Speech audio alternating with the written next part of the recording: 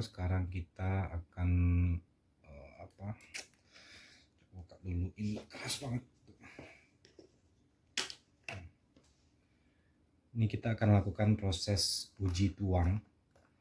Jadi kalau madu hutan itu madu asli, biasanya salah satu ciri-cirinya kalau kita uji lab itu adalah enzim diastase.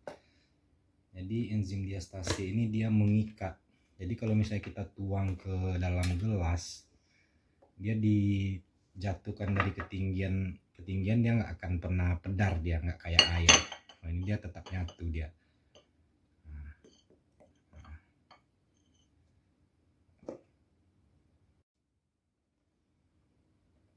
Oke, yang tes kedua kita coba madunya kita bakar. Reaksinya seperti apa? Kita bakar sampai dia mendidih. Coba dekatkan lagi ini. Itu dia udah mulai nampak mendidih. Biasanya sih kalau madu itu dicampur dengan gula, nanti setelah dia mendidih itu pasti dia madu ini dia akan membentuk karamel. Nanti kita coba tarik pakai tusuk gigi, apakah dia menjadi karamel atau dia kembali seperti semula. Kita coba cek ya. Ini mendidih, buihnya menjadi banyak. Nah, ini mendidih. Coba kita cek. Biasanya kalau dia dicampur dengan gula, dia madu ini dia akan jadi seperti karamel. Jadi ditarik tuh kayak ada serbuk-serbuk halus. Nah, ini dia masih encer, kembali lagi seperti bentuk asalnya, ya kan? Kalau dia misalnya madu ini gula, dia ketika dipanaskan mendidih gitu, ditarik ujung cairan ini, dia akan jadi karamel gitu. Ini enggak, dia balik lagi kayak seperti semula gitu. Jadi kemungkinan bisa dikatakan madu ini alami atau asli. Cara yang ketiga yaitu dengan mencampur air dengan madu. Kita coba masukkan madunya sekitar 2 sendok. 1 ya, istilah perbandingan 1:1 lah. Nanti kita coba putar piringnya searah jarum jam. Nah, nanti itu di tengah-tengah tuh bisa dilihat tuh ada kelihatan seperti garis-garis heksagonal. Ini karena video jadi nggak terlalu nampak dia. Tuh, dia udah mulai. Nanti dia balik lagi. Jadi ketika diputar itu dia kelihatan tuh.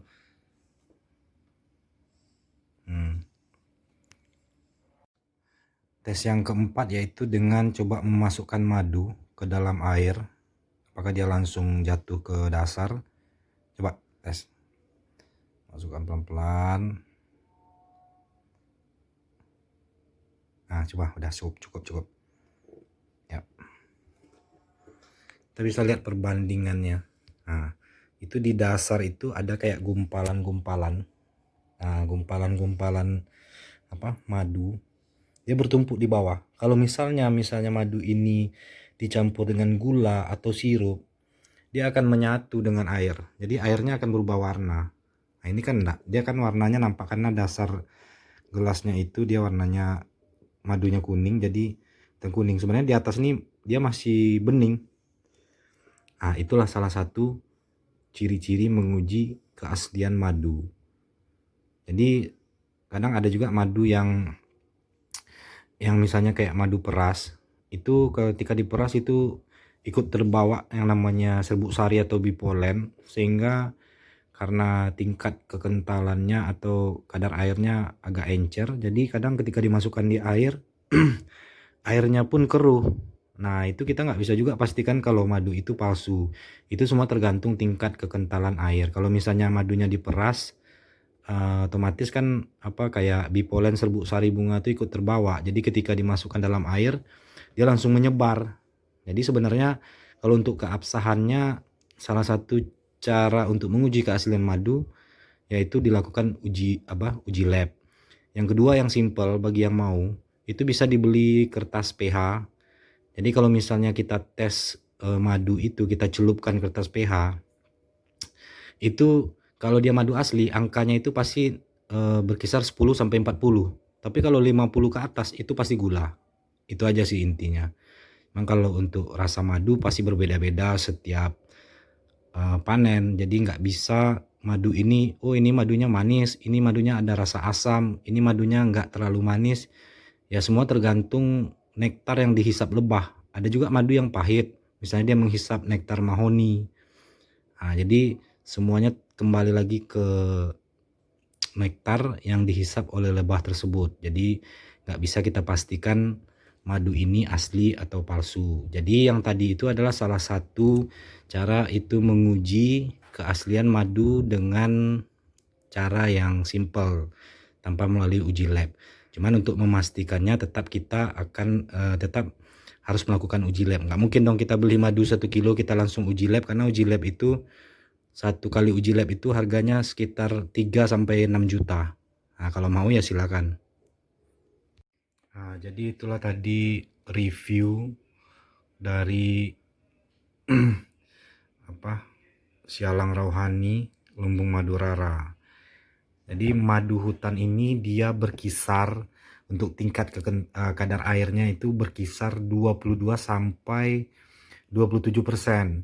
Jadi tergantung musim tergantung iklim, karena rata-rata hutan di Indonesia itu iklimnya iklim tropis. Jadi tingkat curah hujan curah hujannya itu tinggi. Jadi kita nggak pastikan. Tapi kalau misalnya madu pabrik yang sudah dipasteurisasi, itu dia harus ada standarnya, yaitu tingkat kekentalan madu itu wajib di bawah 21 atau di bawah 21% tingkat kekentalan kadar air. Kenapa? Karena itu standarnya. Jadi untuk mendapatkan madu yang itu kadar airnya di bawah 21%, itu caranya gimana? Yaitu dilakukan proses pemasakan. Jadi pemasakan ini adalah proses pasteurisasi untuk mengurangi tingkat kadar air selama itu di suhu 60 derajat Celcius, itu kurang lebih sekitar 36 jam, sehingga dia berkurang kadar airnya. Jadi yang namanya madu dimasak, madu dipanaskan di suhu tertentu, pasti dia ya ada beberapa vitamin atau enzim diastasenya sendiri, ada yang beberapa menjadi mati. Jadi salah satu pasteurisasi ini ya itu untuk mengurangi tingkat aktivitas enzim diastase. Kenapa? Kalau madu hutan ini dia punya banyak reaksi.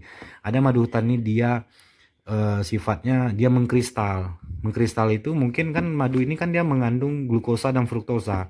Kalau misalnya kadar glukosanya lebih tinggi, otomatis yang namanya enzim diastase dia akan mendorong yang namanya glukosa ini kan dia sifatnya ringan, dia akan mendorong gula ini untuk berpisah, sehingga bentuk kayak butiran-butiran gula. Itu sebenarnya bukan madu palsu, tapi justru itu salah satu ciri-ciri madu hutan. Kenapa bisa kayak gitu? Karena madu hutan ini dia nggak dipasteurisasi.